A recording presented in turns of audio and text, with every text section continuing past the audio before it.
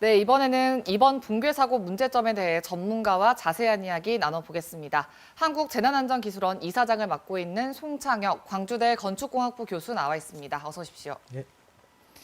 네, 어제 사고 현장을 가보셨을 텐데 네. 어떤 상황입니까? 굉장히 참담했고요. 있어서는 안 될 그 후진국형 그 사고입니다. 일반적인 그 해체 공법도 아니고, 일반적인 해체 공법은 보통 5층짜리다 그러면 위에서부터 잘게 이 구조물을 철거를 해서 밑으로 떨어뜨려서 수직으로 이렇게 하는 것인데, 네. 이번 거 같은 경우는 그런 그 밑에 맨 꼭대기에 이렇게 공투라고 하는데, 공투라든가 공육자리 조그만한 포크레인을 두는 것이 아니라 옆에 흙을 쌓아가지고 한 3층 높이까지 흙을 쌓은 다음에 공텐짜리 좀 큰 포크레인 장비를 이용해서 한꺼번에 공사를 하다가 이 흙이 미는 측면의 하중과 그 작업 하중이 콤비네이션으로 돼서 이게 건물이 버스 정류장 쪽으로 인도 쪽으로 붕괴된 것 같습니다. 앞서 보도에서도 그렇고 말씀하신 것도 들어보면 철거 방식 자체에 그런 문제가 있었던 건가요? 그렇습니다. 철거 자체가 일반적인 방법이 아니고, 원래 안전을 하려면은 비용이 좀 많이 들고요. 네. 안전을 하려면 시간이 충분히 필요하고, 안전하려면 복잡한데, 여기 같은 경우는 공사비도 절감하려고 했고 공사를 단축하려다 보니까 무리하게 이렇게 시공한 것 같고요. 또 시간이 지금 4시 한 20분에서 22분 정도 됐다라고 하지 않습니까? 그러면 네. 일반적으로 철거 해체가 한 5시에 끝납니다. 일반적으로. 그러다 보니까 시간이 가까워지니까 아무래도 조급했거나 아니면 좀 느슨해져서 이런 사고가 난 것 같고요. 제일 문제는 이제 그 철거 해체의 이 계획서를 네. 적법하게 했는지, 그리고 철거 해체 계획서를 지금 관리 감독하는 동구청의 건축직 공무원이 충분한 그런 역량이 되는 것인지에 대해서 이게 우리가 고민을 좀 해봐야 될 것 같습니다. 감리가 부실했다. 그리고 재하도급의 문제다. 이런 논란도 있는데요.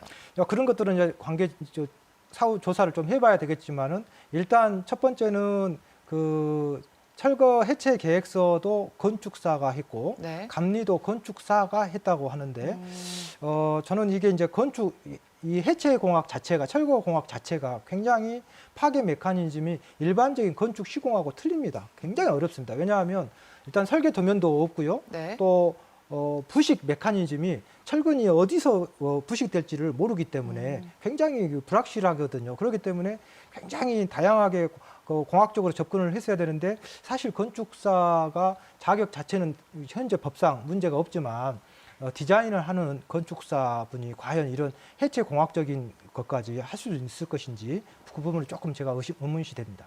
네, 그리고 또 이번 사고를 보면서 2년 전에 서울 잠원동에서 있었던 붕괴 사고와 비슷하다 이런 지적이 많은데, 구체적으로 어떤 부분에서 좀 비슷한 점이 많습니까?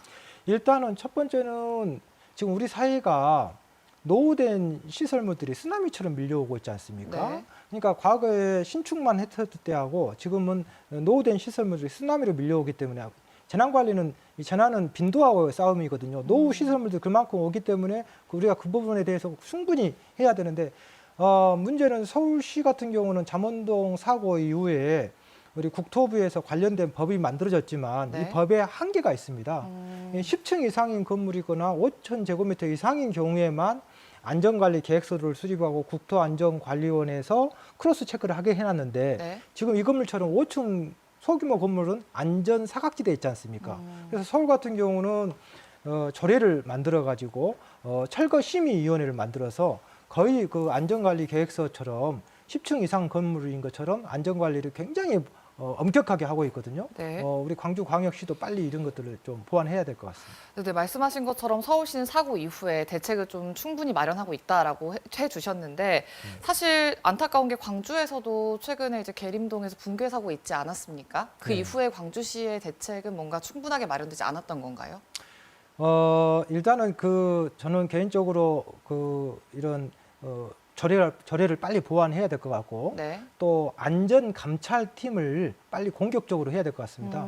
저희들이 이런 그 시설에 대해서 문제점을 보완하기 위해서 안전 감찰팀 제도를 만들었거든요. 그래서 네. 17개 광역시도에 이런 안전 감찰팀이 있는데 지금 광주 광역시 같은 경우는 팀장님 포함해서 한 3명인 걸로 알고 있어요. 그 굉장히 적은 인원이 어떻게 이 광주 광역시 전체에 이런 위험한 건물들을 적출을 하고 또 철거 계획서도 확인해야 되고 적법하게 시공한지도 확인해야 되고 인근에 또 이런 버스 정류장이 있었을 때는 그 대안을 뭘 해야 되고 이런 것들에 대해서 민관 전문가가 해가지고 적법하게 대응을 해야 될 것 같습니다.